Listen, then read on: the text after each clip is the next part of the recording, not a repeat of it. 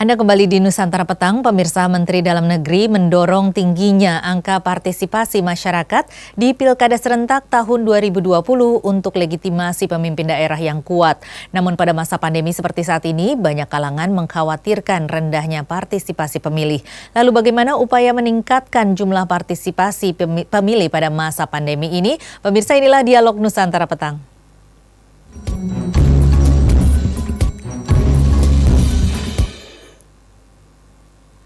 Pemirsa, saat ini saya sudah bersama dengan Kang Usep Hasan Sadikin, peneliti dari Perludem. Selamat sore, Kang Usep.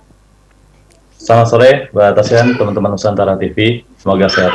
Iya, Kang. Ini menurut Anda bagaimana sebenarnya di tengah-tengah situasi pandemi seperti saat ini, partisipasi pemilih yang akan memilih pada pilkada nanti?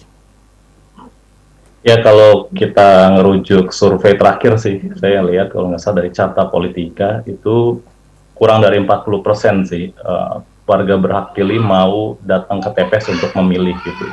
Nah, ini memang tantangan ya. Jadi kalau kita ngerujuk di Pilkada 2015 sebagai siklus 5 tahunan Pilkada 2020 sekarang, waktu itu kan baru Pemilu Nasional 2014, lalu Pilkada 2015, saat itu jomplang turunnya dari 75% ke 64%, bahkan Kota Medan, Pilkada Kota Medan hanya 25%. Banyak faktor memang, tapi terlepas dari pilkada, tahun yang hanya selang setahun dalam siklus pemilu, itu memang bikin pemilih bosen gitu, milih lagi gitu.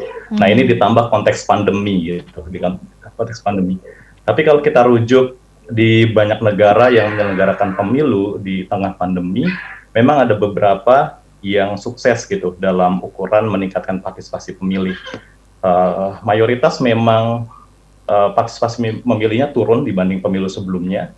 Hanya ada beberapa negara, misalnya Korea Selatan, dan terakhir kemarin yang bikin kita menarik dan bikin deg-degan malah, itu pemilunya US gitu.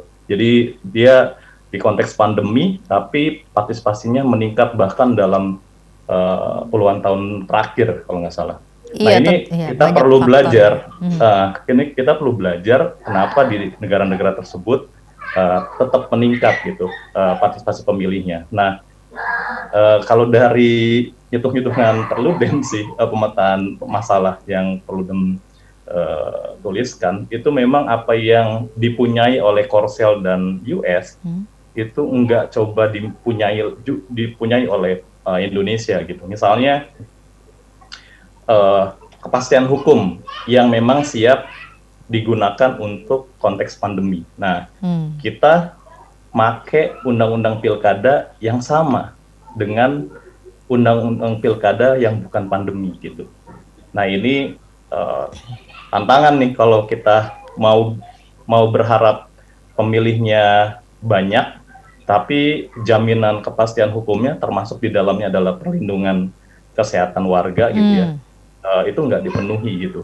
Nah, ini kalau misalnya ngerujuk ke sikap teman-teman masyarakat sipil, salah satunya Perludem, itu kan maksudnya ditunda adalah salah satunya ada undang-undang yang memang digunakan untuk pandemi dalam artian undang-undang pilkada.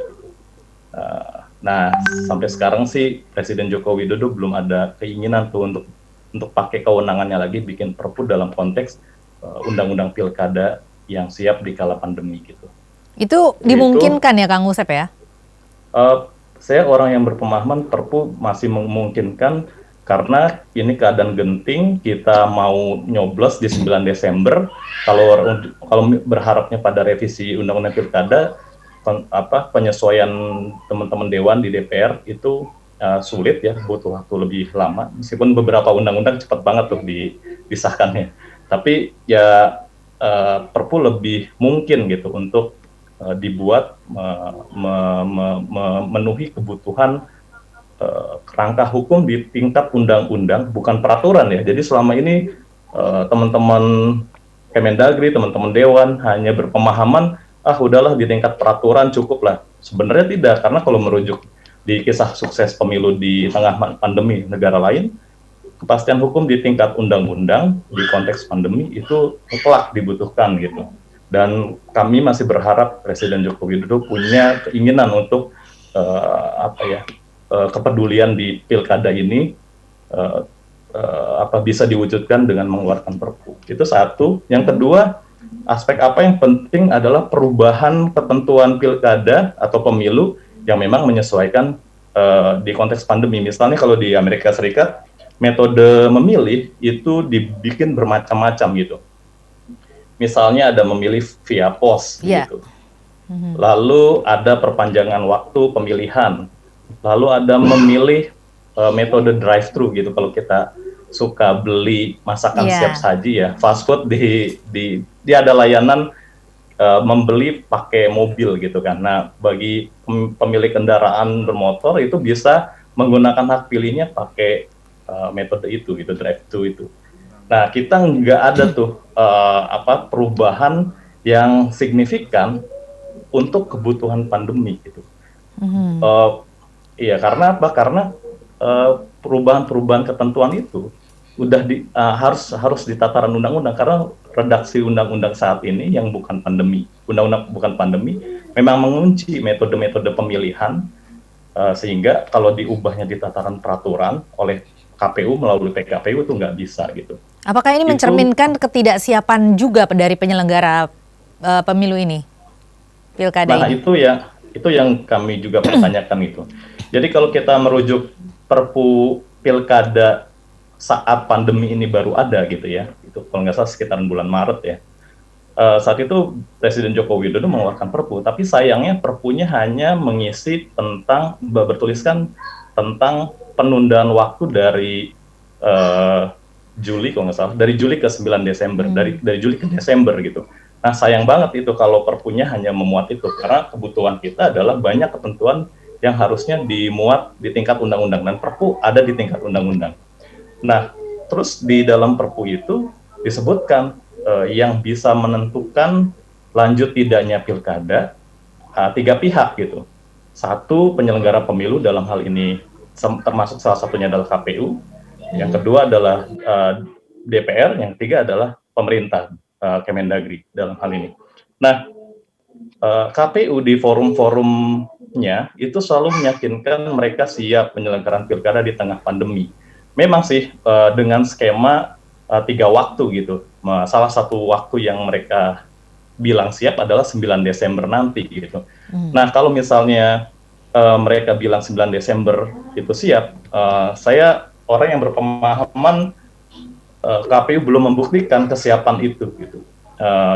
Setidaknya dari hal-hal yang jadi ranah kewenangannya KPU. Misalnya, kalau KPU menjanjikan ada perubahan dalam teknologi pemilu bernama Sirekap gitu.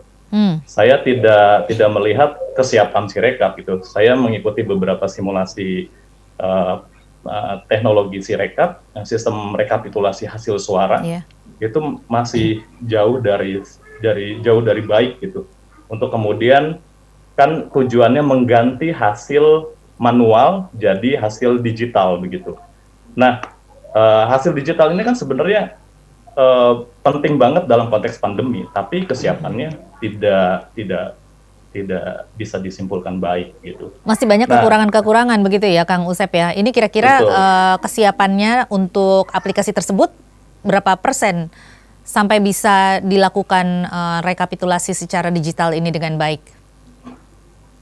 Masih banyak persentase, saya sebutkan aja sih salah kekurangannya. Misalnya masih ada kesalahan, error dari teknis, dari pemotretan hasil suara di kertas ke digital, lalu kemudian sinkronisasinya masih banyak kesalahan, lalu kemudian ketika kita wawancara petugas-petugas TPS dari beberapa kota yang dijadikan model pemilihan teknologi ini juga masih belum paham tentang Sirekap ini, karena memang Sirekap ini belum punya pengalaman di pemilu manapun, di pemilu kapanpun gitu.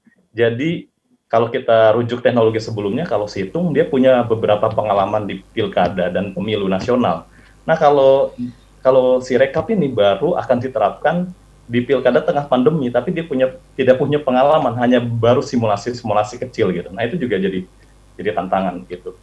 Nah, lalu kalau KPU menggambarkan seperti itu ya, Nah, di pihak lainnya adalah DPR dan Kemendagri. Nah, sayang juga dari dua pihak ini yang di rapat terakhir mereka memutuskan pilkada pemungut hitungnya tetap 9 Desember, ada redaksi bahwa situasi sekarang masih di bawah kendali dan masih dikatakan bisa diatasi gitu. Nah, sayang sekali kenyataannya tidak sesuai apa yang mereka tulis di kesepakatan rapat gitu.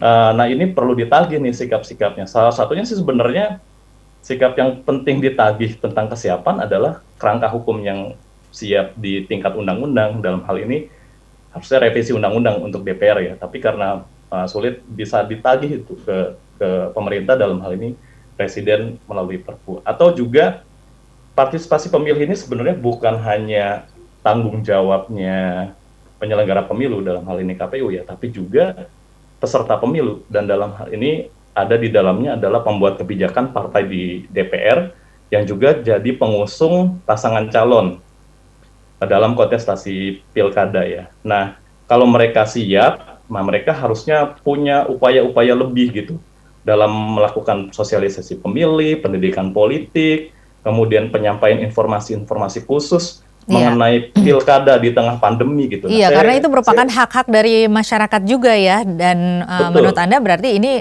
masih kurang begitu ya upaya yang dilakukan. Baiklah Kang Usep, nanti kita akan lanjutkan lagi usai jeda. Pemirsa tetaplah bersama kami, Dialog Nusantara Petang masih akan kembali usai jeda berikut ini.